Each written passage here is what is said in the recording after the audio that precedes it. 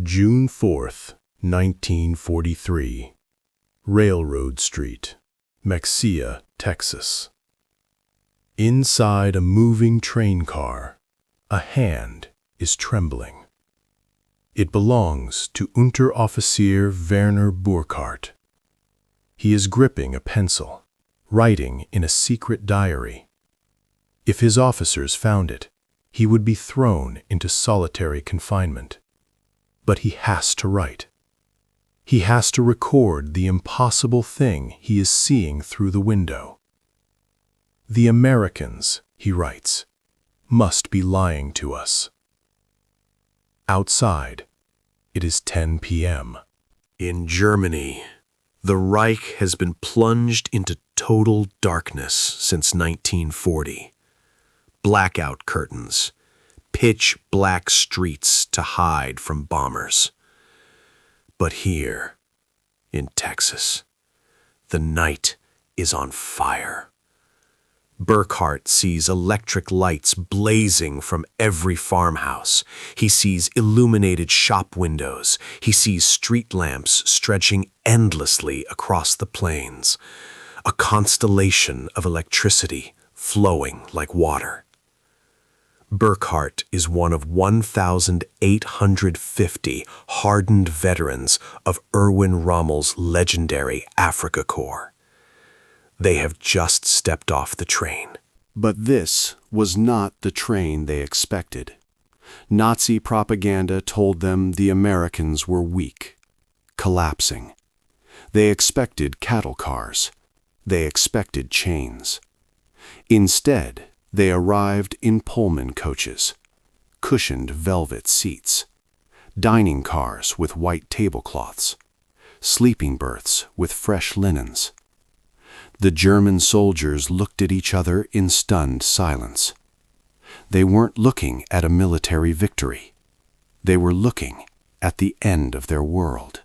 They realized that no nation fighting a war on two fronts should have this much luxury.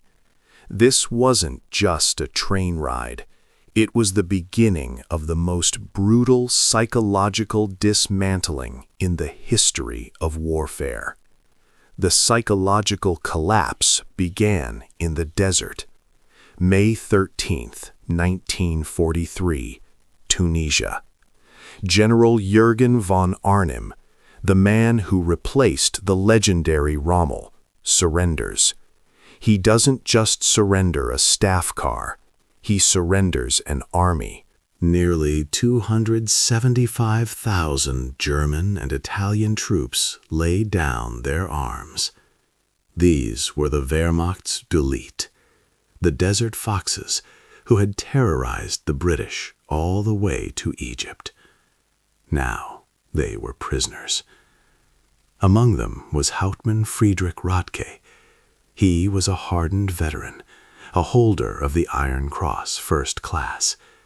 He had survived the Blitzkrieg in France and the hell of North Africa.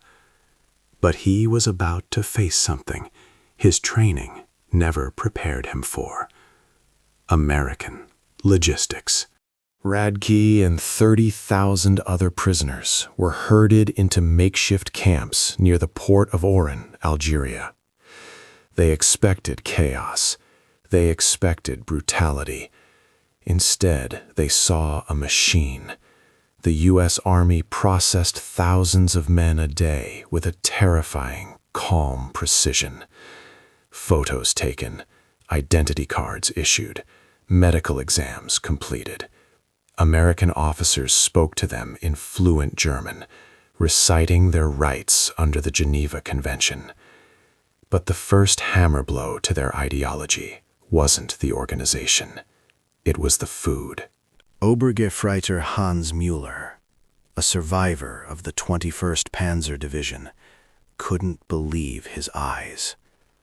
For 6 months, his unit had been starving in the desert, scavenging for scraps. In the American prisoner cage, he was handed a tray. White bread, real coffee, meat, twice a day. Mueller-Lehrer wrote to his mother, "We thought it was a trick. We thought it was propaganda designed to impress us." They didn't realize the frightening truth. The Americans weren't trying to show off. This was just their standard Tuesday lunch. The ships waiting to take them to America were not normal vessels. They were liberty ships. If the German prisoners had known the truth about the ship they were boarding, the SS Robert E. Peary, they would have called it a lie. This massive steel cargo ship wasn't built in a year. It wasn't built in a month. It was built in 4 days, 15 hours, and 29 minutes. German engineering was precise, slow, and careful. American engineering was an avalanche. At the peak of production, American shipyards were launching 3 of these Leviathans every single day. For the 30,000 prisoners crossing the Atlantic that month, the voyage itself became a psychological torture. Not because of cruelty, but because of waste. Feldwebel Kurt Zimmermann, a veteran of the 90th Light Division, watched the American crew with horror. He saw sailors scraping their plates into the ocean. He saw half-eaten steaks, entire loaves of white bread, gallons of fresh milk, all tossed overboard just because they had sat out too long. In Africa, Zimmermann's men had fought over crumbs. Now, he watched the Americans throw away a feast. Zimmermann wrote about it later. They didn't do it to mock us. They did it without thinking. That was the terrifying part. To the German soldier, food was life. To the American sailor, food was just stuff. Their supply was so infinite, so endless, that waste meant absolutely nothing. The ship itself was a weapon, not of gunpowder, but of logistics. The German prisoners were traveling on a liberty ship. They soon learned the terrifying math behind it. This wasn't a rare vessel. It was one of 2,710 identical sisters being churned out by the American machine. Every ship had 250,000 parts, and those parts came from factories in 32 different states, all converging on the shipyards with clockwork precision. Oberstleutnant Wilhelm von Steuben was an aristocrat. His Prussian ancestors had fought for Frederick the Great. He understood war. But standing on the deck, he saw something that shook him to his core. He looked up at the bridge and saw a radar antenna spinning. In the Wehrmacht, radar was a precious, top-secret technology reserved for the elite battleships or key airfields. We believed only we possessed it, von Steuben wrote. Yet here, the Americans treated it as standard equipment on a disposable cargo ship. That was the moment the doubt set in. If they could put radar on a delivery truck, what else did they have? Then, on August 2nd, 1943, they hit the coast.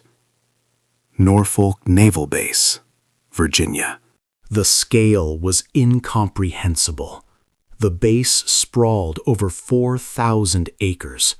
Docks stretched for miles. Von Steuben watched as massive cranes loaded dozens of ships simultaneously. He realized with horror that this single American port handled more tonnage in one afternoon than the entire port of Hamburg handled in a week. Gefreiter Johann Weber knew industry. Before the war, he was a factory worker in the smoky, coal-choked Ruhr Valley. But standing on the docks of Norfolk, he was stunned. He counted 47 cargo ships being loaded at once. The cranes moved silently, powered by electricity, lifting crates that would have taken a dozen men and horses back home. But the real shock came when they marched toward the train station. They passed a parking lot. It was filled with hundreds of automobiles. Weber asked a guard who the cars belonged to. The guard shrugged and pointed to the men in dirty overalls working on the docks. "The workers," he said. In Nazi Germany, a car was a luxury for the party elite. Hitler had promised the people a Volkswagen, a people's car, but it was a lie. Fewer than 1,000 were ever built for civilians. Here, in the land of decadent capitalism, ordinary laborers drove to work in their own vehicles. Then, they reached the trains. The German soldiers expected the standard military transport, the infamous 40 and 8 boxcars, 40 men or 8 horses, crammed into a dark, freezing wooden box. Instead, they were ordered to board Pullman coaches. They stepped onto plush carpets. They sank into padded velvet seats that converted into sleeping berths.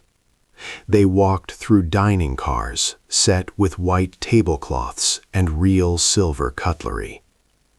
Hauptmann Radke, the hardened officer, looked around the carriage in disbelief. He wrote in his diary, "We did not board as prisoners. We boarded like tourists."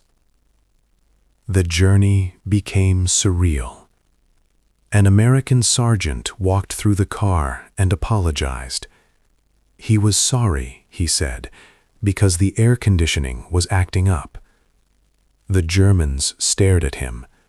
Air conditioning? In August? They believed such technology existed only on Adolf Hitler's private train. Here, it was standard for transporting prisoners. But the real psychological weapon was the view outside the window. As the train rolled through the night in Virginia, the prisoners pressed their faces against the glass. They expected darkness. In Europe, a single light could invite a bomber. But America was blazing. They passed small towns like Martinsville and Danville. Every street corner had a lamp. Every shop window was glowing. Neon signs buzzed. Houses had lights burning in every room, as if electricity was free. Obergefreiter Meyer, the son of a Nazi party official in Hamburg, couldn't process it. He wrote a letter that was found decades later. "We passed through dozens of cities that first night. Each one had more light than all of Hamburg combined." When he accused a guard of lying, claiming this was a staged propaganda show, the American just shrugged. "Wait and see," he said. Then the train stopped in Roanoke, Virginia. The prisoners watched the railway workers. In Germany, refueling a steam engine was hard, manual labor. Here, it was a machine ballet. Automated coal loaders, electric pumps, mechanized lubricators. They did in 30 minutes what took a German crew 2 hours. It wasn't just the machines, it was the men. The German prisoners watched the American workers with envy. These laborers wore high-quality leather boots, boots that would cost a German worker 2 months' wages back home. They drank ice-cold Coca-Cola from glass bottles and tossed the empties away without a second thought. They smoked continuously, grinding half-finished cigarettes into the dirt. To the ration-starved Germans, this casual waste was terrifying. Feldwebel Heinrich Müller was an electrical engineer for Siemens before the war. He stood by the window, doing mental math. He looked at the floodlights blazing in the railway yard. He calculated that this single American train station consumed more electricity in 1 hour than his entire district in Berlin used in a day. The waste was magnificent, Müller wrote. They left lights burning in empty buildings. Electric fans spun in vacant rooms. It was the carelessness of infinite resources. As the train crossed into Tennessee, the scale of the industry became hard to comprehend. They passed the Alcoa aluminum plant. It stretched for 3 miles along the riverbank. Its massive electric furnaces consumed 175,000 kilowatts of power, more energy than the entire city of Munich. Then, near Louisville, they slowed down past Rubbertown. Here, the Americans had built a synthetic rubber empire from scratch in just 18 months. The prisoners watched the smoke rise and realized the blockade wasn't working. America didn't need imports. It was building everything it needed right here. The numbers were impossible. Germany had invented the process for making synthetic rubber. It was a point of national pride. At their peak, the Nazis produced 120,000 tons a year. But as the train rolled past the American plants, Oberleutnant Erich Hoffmann stared in silence. American complex was producing 800,000 tons a year. "I knew those plants," Hoffmann later said. "They were more advanced than anything we had in Germany. And the guards told us there were dozens more." Then the train reached Detroit. They passed the Ford Willow Run factory. It was a monster. A single building covering 2.5 million square feet. Inside, 42,000 workers were building B-24 Liberator bombers. But they weren't building them like airplanes. They were building them like cars. One heavy bomber rolled off the line every 63 minutes. Hauptmann Wöhrle, a Luftwaffe pilot shot down over Tunisia, pressed his face against the glass. He counted 17 bombers parked outside, gleaming in the sun. German propaganda had told him American planes were junk, hastily glued together. But Wöhrle saw the truth. He saw the precision of the assembly lines. He saw the quality of the metal. He realized the Luftwaffe wasn't fighting an air force. It was fighting an assembly line that never stopped. As the trains pushed deeper into the American heartland, the Nazi mythology began to crumble. In St. Louis, they crossed the mighty Mississippi River over the Eads Bridge. Below them, a fleet of barges moved slowly downstream. They weren't carrying tanks, they were carrying grain. Unteroffizier Karl Schmidt, a farmer's son from Bavaria, stared at the water in shock. He realized that the barges below him carried more wheat than the entire German harvest of 1942. "The Americans transport food," Schmidt wrote, "as we transport ammunition, in endless quantities, without concern for loss." He watched a crane operator eating lunch. The American was holding a sandwich. The slab of meat inside was thicker than a German soldier's entire weekly ration. Then they hit Kansas City. The air smelled of iron and blood. They were passing the massive stockyards. Tens of thousands of cattle were waiting for the slaughter. It was a factory of meat.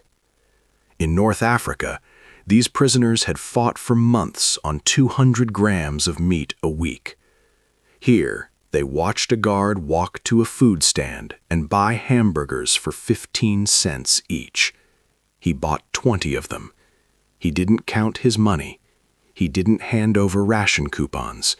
He just paid a few dollars and handed out a feast. The destination was Camp Hearn, Texas. The prisoners expected a cage. What they found was a suburb. The camp had been built in just 4 months. The barracks were made of fresh, high-quality timber. There was electricity, flush toilets, hot showers, steam heating. To a German soldier who had spent years freezing in Russia or baking in Africa, this wasn't a prison. It was a hotel. But the real shock hit the officers. Oberstleutnant Dr. Friedrich Bauer had been the chief surgeon of the 164th Light Division. When he walked into the camp hospital, he froze.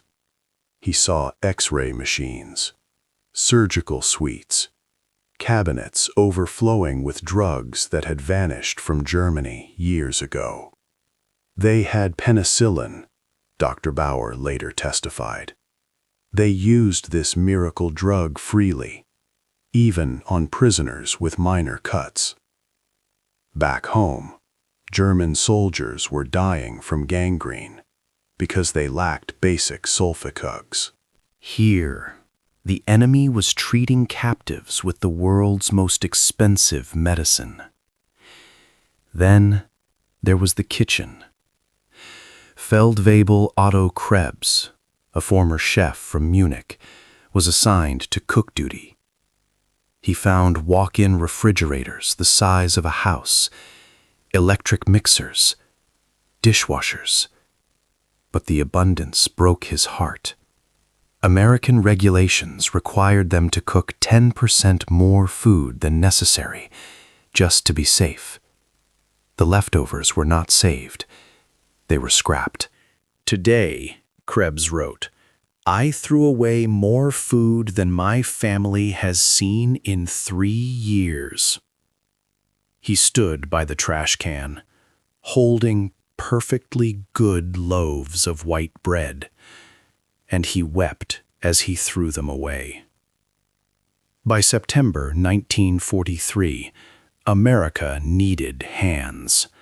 The labor shortage forced the government to send prisoners out to work in the fields. It was a decision born of necessity, but it became a weapon. The prisoners were trucked through the American heartland without blindfolds. They saw the endless fields of corn. They saw the horizon glowing with industry. Outside Houston, Unteroffizier Herbert Lang was sent to work at a cotton gin. He stood mesmerized. He watched a single machine processing more cotton in 1 hour than his entire village in Germany could process in a month. It wasn't magic. It was electricity. Cheap, abundant power from the Colorado River. Lang looked at the farmer who owned the gin. He wasn't an aristocrat. He wasn't a party official. He was just a man. Yet he owned a truck, a car, and a tractor. He lived better than a German baron. But the most crushing, the farmer's son, a 16-year-old boy, casually driving a massive tractor. Hoffman did the math in his head. He realized that this single machine was worth more money than his own father had earned in his entire life. He told the boy this, his voice trembling. The American teenager just laughed. He kicked the tire of the tractor and shrugged. "This old thing," he said. "It's nothing special. My dad is waiting for the new model from John Deere." The fields were impressive, but the factories were terrifying. The Geneva Convention said prisoners couldn't build weapons. So, the Americans sent them to canneries and processing plants to free up labor. It was a mistake. It allowed the enemy to see the machine from the inside. At a Campbell's soup factory in New Jersey, Stabsfeldwebel Ernst Wagner watched in disbelief. He knew the food industry. He had worked in it back in Germany. But this wasn't a factory. It was a river of tin and food. He watched electric conveyor belts and automatic steam cookers processing more tomatoes in a single day than a German plant could handle in a month. And the workforce? There were no strong young men, just women and the elderly. Wagner watched one old woman sitting at a control panel. She was doing the work of 50 German laborers, and she was doing it while drinking coffee and listening to jazz on the radio. Then there was Detroit. The heart of the beast. Prisoners unloading coal near the River Rouge complex saw the scale of American war production. The plant employed 100,000 people. It consumed 1.5 million kilowatts of electricity a day, more than the entire city of Hamburg. Obergefreiter Franz Kellner looked past the smokestacks and saw the parking lot.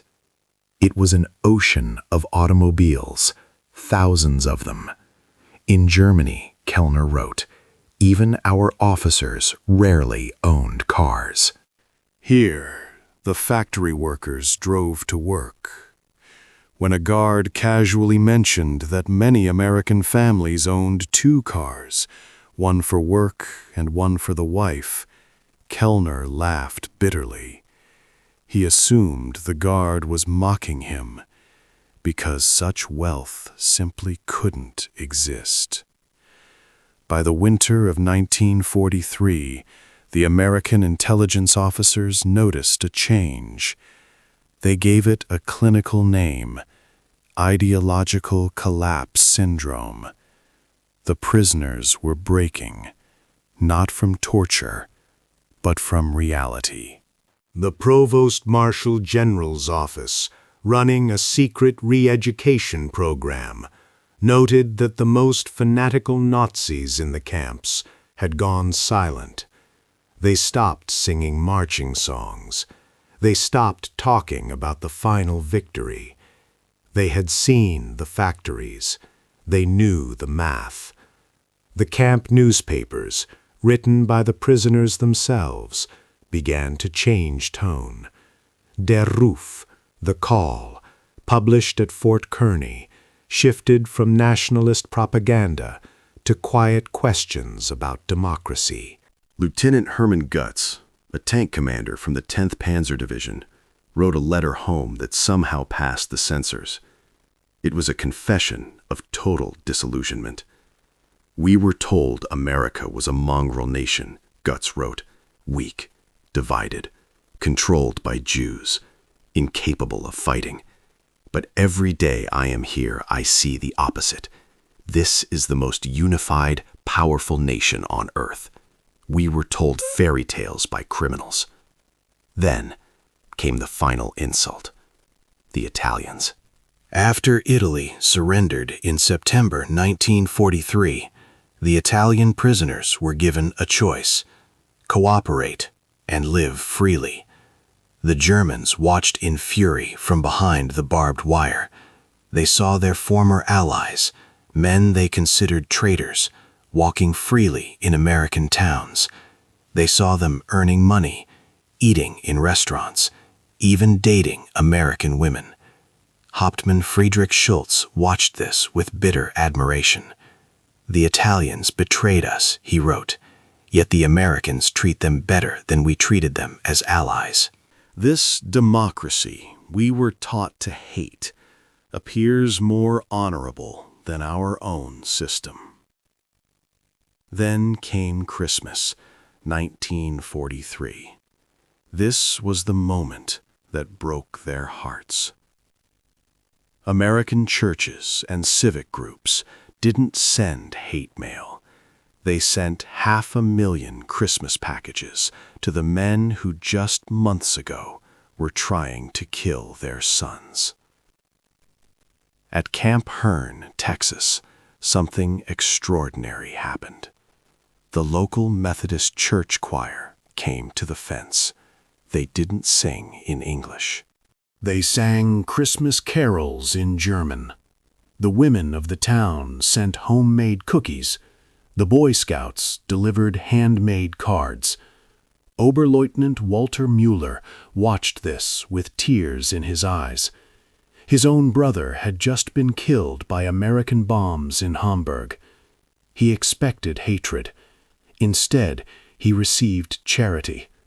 He wrote, "They know we are the enemy, yet they treat us with kindness. What kind of people do this? Only a people who are absolutely certain of their victory." And then, the feast. The Christmas dinner served to the prisoners was obscene in its abundance. Roast turkey, ham, mashed potatoes with gravy, pies, and ice cream, something most German soldiers hadn't seen in years. The prisoners ate until they were physically sick. Their shrunken stomachs couldn't handle the calories. Feldwebel Hans wrote a line that summed up the hopelessness of the German cause. "We ate like kings today, better than our own generals eat in Berlin." And I kept thinking, if they feed their prisoners like this, what in God's name are they feeding their own soldiers? By 1944, the prisoners were hungry for something else, not food, truth. Over 40,000 Germans enrolled in university courses right inside the camps. They had been told Americans were uncultured barbarians. Instead, they found libraries filled with millions of books and professors from Stanford and Chicago willing to teach them. Hauptmann Dr. Wilhelm von Braun was a physicist from the prestigious Kaiser Wilhelm Institute. At Camp Shelby, he sat in a lecture hall and experienced a shock that shattered his worldview. The professor teaching him atomic physics was a Jewish refugee from Germany. Von Braun expected anger. He expected revenge. Instead, the professor taught him with passion and respect. "They taught us without hatred," von Braun wrote. "They spoke of science as belonging to all humanity. They were years ahead of us, and they shared that knowledge with their enemies." Then, the lights went down in the camp theater. They didn't show propaganda films like in Berlin. They showed real Hollywood movies. They showed The Grapes of Wrath. The German officers watched scenes of American poverty and the Dust Bowl. They were stunned. Why would a nation show its own failures to the enemy?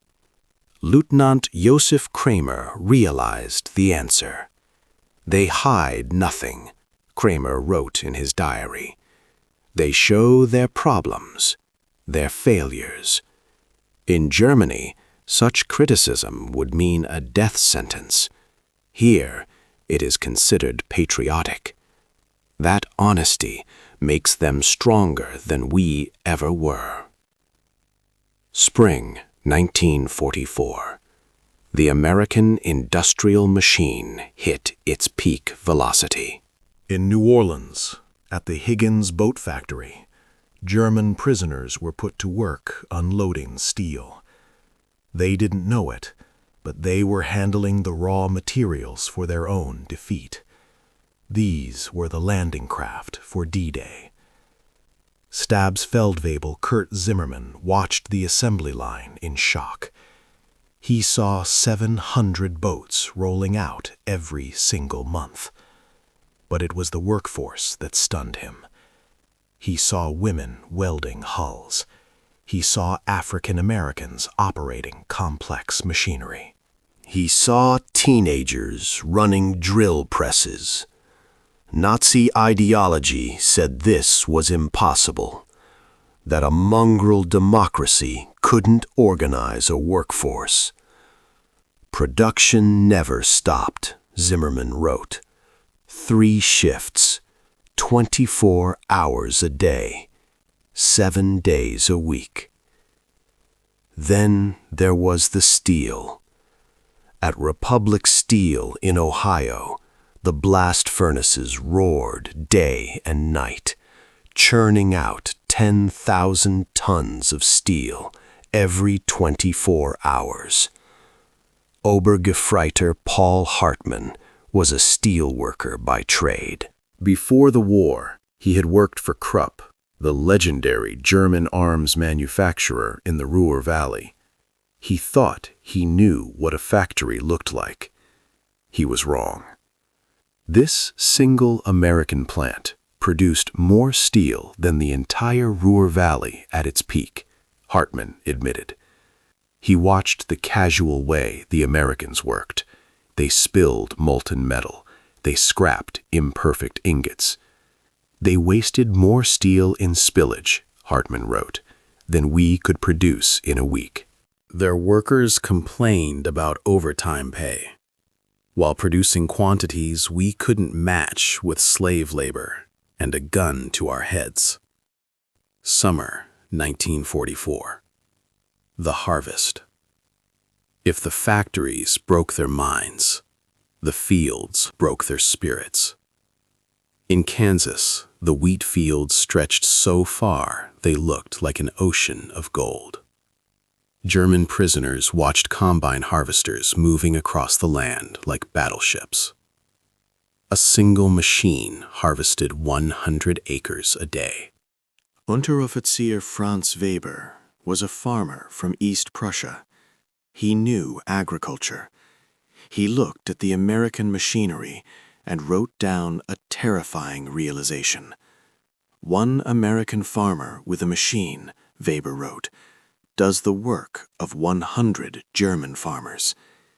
He saw grain elevators so massive that a single one held more wheat than Germany imported in an entire year. He realized that America could lose half its harvest and still feed the world. But the true psychological torture happened in California. In the Central Valley, prisoners were ordered to pick fruit. But then they saw something that made them scream. To keep market prices stable, the farmers were discarding tons of fruit.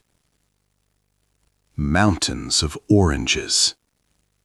Perfect, sweet, vitamin C-rich oranges were bulldozed into pits and buried.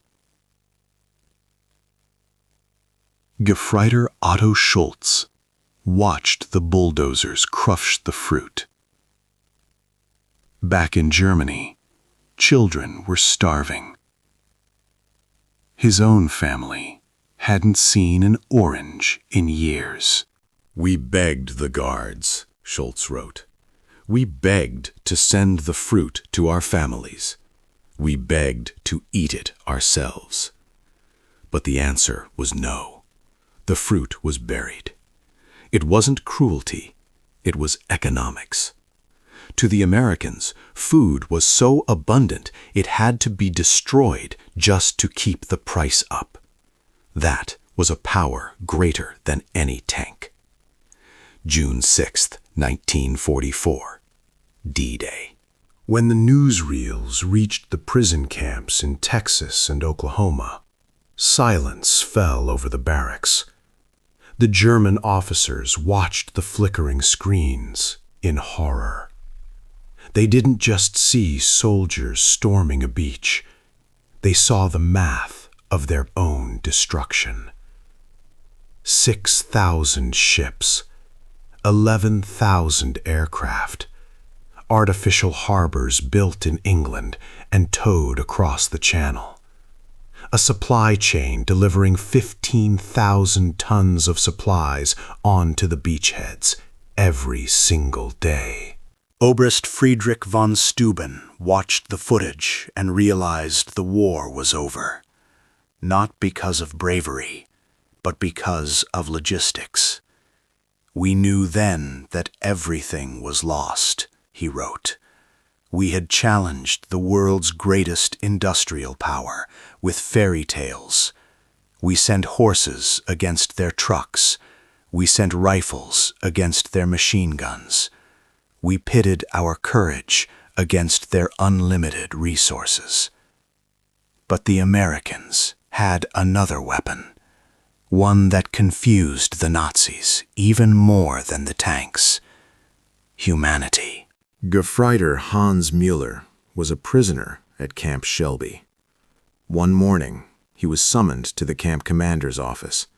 He expected punishment. Instead, the American officer stood up. He handed Müller a Red Cross telegram. Müller's son had been killed in an American bombing raid on Hamburg. The American commander didn't gloat. He didn't ignore it. He offered his hand and his condolences to the enemy soldier. They separated the German people from the Nazi regime, one prisoner noted. "They showed us mercy from a position of strength, and that destroyed our hate." The mercy went beyond the prison fence. Lieutenant Paul Fischer received a letter from his wife back in Germany. She was desperate. She was struggling to feed their children amidst the rebel. When American church groups heard this, they didn't cheer for the enemy's suffering. They organized food packages and sent them to Fischer's family. Right into the heart of Nazi Germany. It was a paradox. The American Air Force was bombing German cities by day, while American civilians were feeding German children by mail. Hauptmann Otto noted the psychological effect. They separated the German people from the Nazi regime. They told us they were fighting Hitler, not us. We thought it was propaganda. But it was true. But the biggest cultural shock happened in the hospitals. In the Wehrmacht, a mental breakdown was seen as weakness. Attempted suicide was often treated as treason or cowardice, punishable by execution. Dr. Friedrich Bauer, a German surgeon working in the camp hospital, couldn't believe the American approach. They treated attempted suicides with counseling, Bauer wrote, not punishment. Prisoners with mental breakdowns received therapy, not beatings.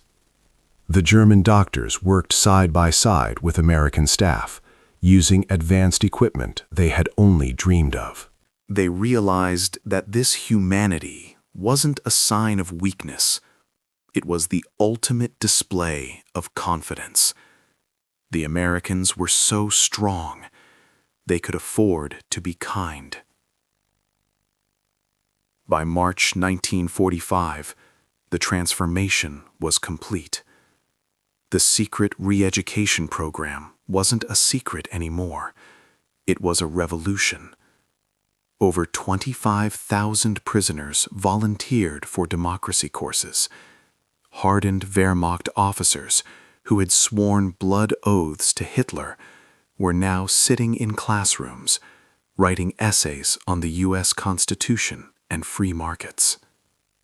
Oberst Hermann Goering, no relation to the Nazi Reichsmarshal, admitted the truth years later. "We became missionaries for democracy," he said, "not because they forced us, but because we saw it work." We saw ordinary farmers living better than German aristocrats. We didn't want to destroy America anymore. We wanted Germany to become America. But in April 1945, the final wall came down. The American army began liberating the concentration camps. Dachau, Buchenwald, Bergen-Belsen. They filmed what they found, and they forced the prisoners in Texas to watch. At first, the German soldiers laughed. They shouted at the screen, calling it Hollywood propaganda. They refused to believe their nation was capable of industrial slaughter. Then, the evidence piled up. The photos, the testimonies, the mountains of skeletons. Silence fell over the camps. Men who had clung to their soldiers' honor collapsed. Some vomited. Others wept uncontrollably. They realized they hadn't been fighting for a glorious empire. They had been fighting for a crime scene. Hauptmann Walter Schmidt wrote the epitaph for the German army. We thought we were warriors for a great cause. We discovered we were tools of criminals. We believed we were bringing civilization, but we were the barbarians. May 1945. The war was over. For the 371,000 German prisoners in America, it was a moment of confusion. They were going home, but home was a smoking ruin. They left with mixed emotions. They had eaten better behind barbed wire than they had in the Wehrmacht mess halls. They had been treated with more dignity by their enemies than by their own Führer. But the Americans had one last surprise. They didn't just send them back to starve. They trained them. In the final months, the camps turned into vocational schools. They taught modern agriculture. They taught democratic politics. They even briefed the prisoners on a massive recovery effort that the world would soon know as the Marshall Plan. Oberst Friedrich von Steuben wrote about this final act of generosity. They prepared us to rebuild our country, he wrote. They didn't want revenge. They gave us skills. They gave us knowledge. They transformed us from defeated soldiers into future citizens. To a mind shaped by Nazi vindictiveness, where the loser is always enslaved, this was incomprehensible. Between 1945 and 1946, the Great Repatriation began. The Liberty ships that brought them over as captives now carried them back as free men. They returned to a Germany that was divided, destroyed, and destitute. But they carried something invisible in their luggage. They carried the blueprint of how a free, industrial society actually works. They were no longer soldiers of the Reich. They were the unwitting agents of the new Germany. The men who stepped off those ships didn't just rebuild Germany, they led it. Look at the roster of Camp Shelby. One prisoner, Hans Kroll, went home to become the West German ambassador to the United States. Look at Camp Como in Mississippi. A prisoner named Walter Hallstein taught law classes to his fellow inmates. He would go on to become the first president of the European Commission, the architect of the modern European Union. At Camp Herne, a young Rudiger von Weckmar spent his days behind barbed wire. He would later stand before the world as the German president of the United Nations Security Council. They took the American method home. The famous German economic miracle of the 1950s, the Wirtschaftswunder, wasn't just German efficiency. It was built on lessons learned in the cotton fields of Texas and the factories of Detroit. Dr. Arnold Kramer, the leading historian on this subject, summed it up perfectly. He said, "America didn't win the propaganda war with clever slogans. They won it with sheer reality." Every full meal, Kramer wrote, every electric light, every working toilet was an argument against Nazism. The statistics prove it. Out of 371,000 prisoners, fewer than 1% ever tried to escape. Why run away from a place where you are treated better than a soldier? In fact, the connection was so strong that thousands of former prisoners kept writing letters to the American families who had guarded them. They wrote for decades, not as enemies, but as friends. 1985, Austin, Texas. 40 years after the guns fell silent, a reunion is taking place. But these aren't American veterans. They are former soldiers of the Wehrmacht. Over 500 of them returned to the United States, bringing their wives and children. They wanted to show them the place where their lives changed. Dr. Hans Wehe, who had been a prisoner at Fort Robinson, Nebraska, took the microphone. He remembered growing up in the poverty of pre-war Germany. Life in the camps, he told the crowd, was a vast improvement. We discovered central heating. We discovered abundance. But most of all, we discovered dignity. Stabsfeld-Webel Kurt Mayer, who had worked the cornfields of Iowa, remembered the farmers. "They treated us not as enemies," Meyer said, choking back tears, "but as young men far from home. They shared their tables with us, even while their own sons were fighting against us in Europe." Then the keynote speaker took the stage, Oberst Hermann Goetz, now 78 years old. He looked out at the sea of gray hair and delivered the final verdict on the war. "We came to America as enemies," Goetz said, "as Nazis, As believers in a lie. We left as friends, as Democrats, as men who had seen the truth."